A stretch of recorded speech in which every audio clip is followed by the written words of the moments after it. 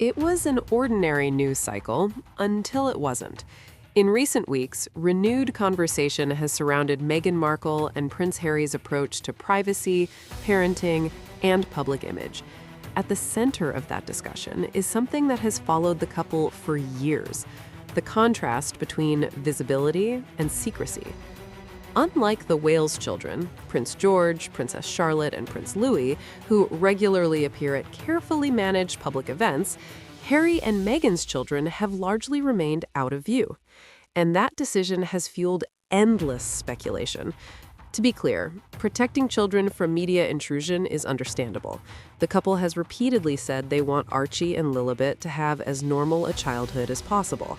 Given Harry's well-documented experience growing up in the public eye and losing his mother, Princess Diana, under relentless media scrutiny, the instinct to shield his children is not surprising.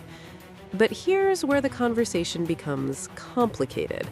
While Archie and Lilibet are rarely seen, references to them do surface in interviews, speeches, and selected public releases. Meghan has shared anecdotes about motherhood.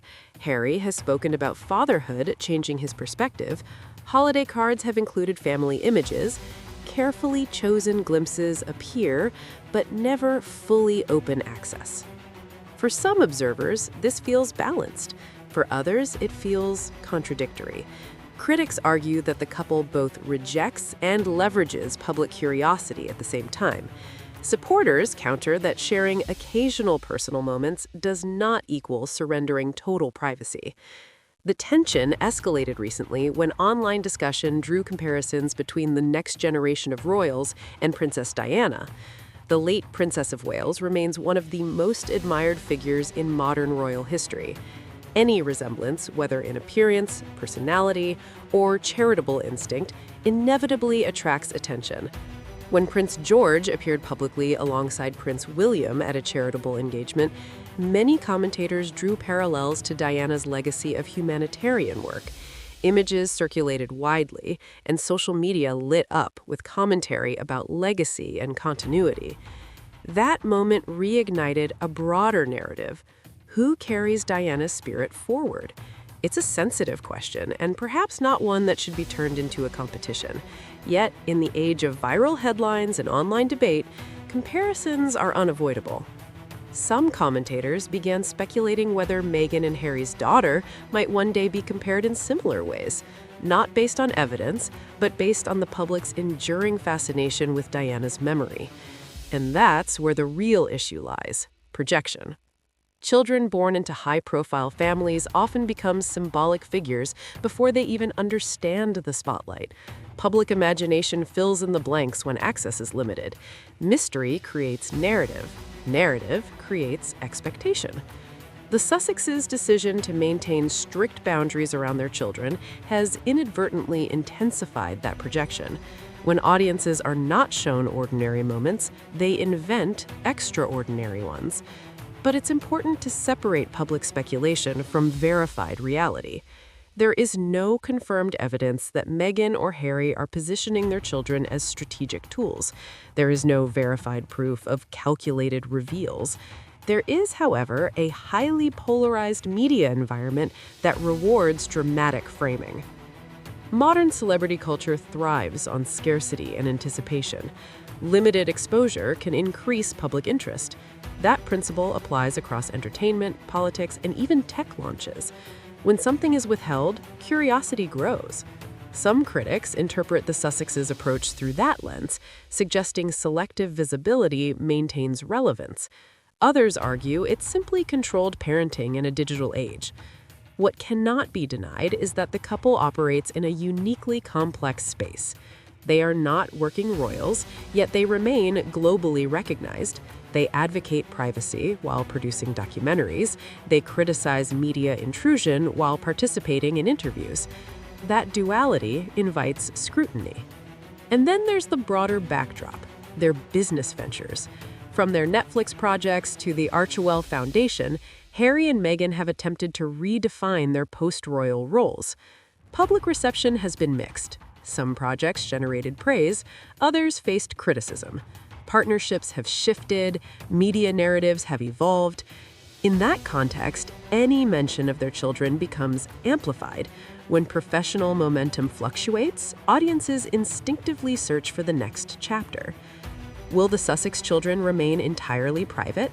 Will they eventually step into more public roles? Will they follow paths completely unrelated to royal tradition? No one outside the family truly knows, but the contrast with the Wales children ensures that comparisons will continue. One branch embraces structured visibility within royal duty, the other maintains distance while pursuing independent ventures. Neither approach is inherently right or wrong, they are simply different strategies shaped by different experiences. The risk, however, lies in expectation. When children become symbols of legacy, of rivalry, of redemption, the pressure placed on them can be immense. Princess Diana herself experienced the burden of public projection. She was mythologized in ways that sometimes obscured her humanity. Decades later, that myth remains powerful. Any child connected to her story will inevitably face those comparisons. But resemblance, whether physical or emotional, is something that develops organically, not something that can be orchestrated. At the heart of the current debate is a simple question. Can a family control narrative in an era where speculation spreads instantly? The answer is increasingly unclear. And as public interest continues to oscillate between curiosity and criticism, the line between privacy and publicity remains razor thin. The conversation doesn't stop at privacy.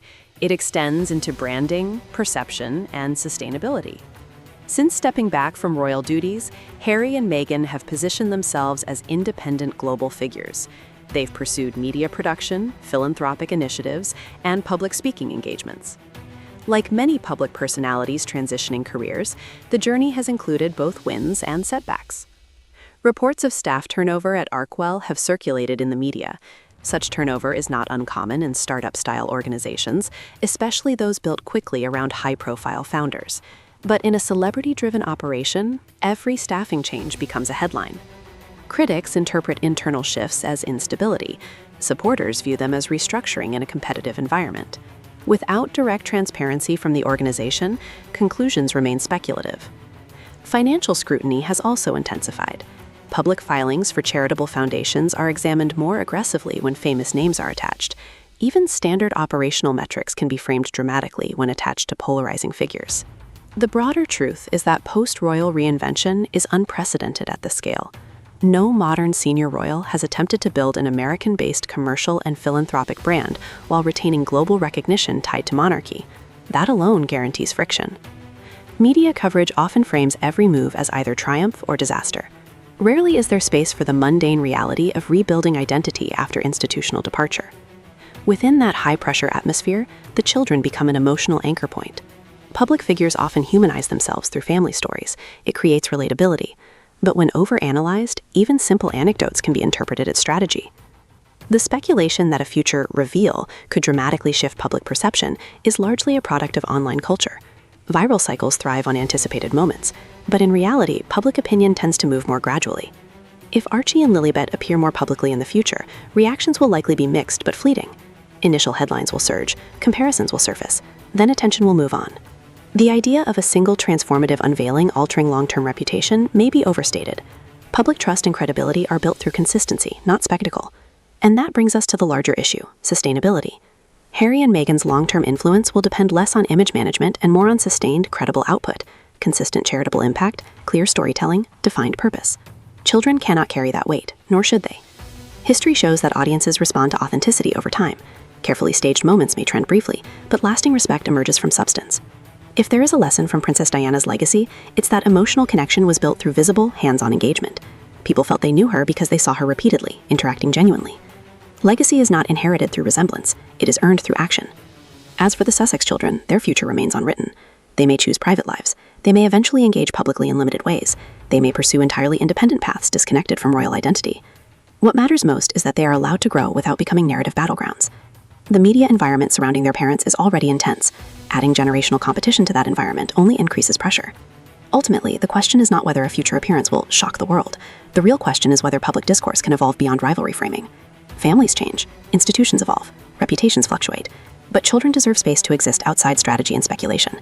The world may continue to debate privacy versus publicity, legacy versus reinvention. Yet beneath the headlines are two young lives that did not choose the spotlight. And perhaps that is the one reality everyone can agree on.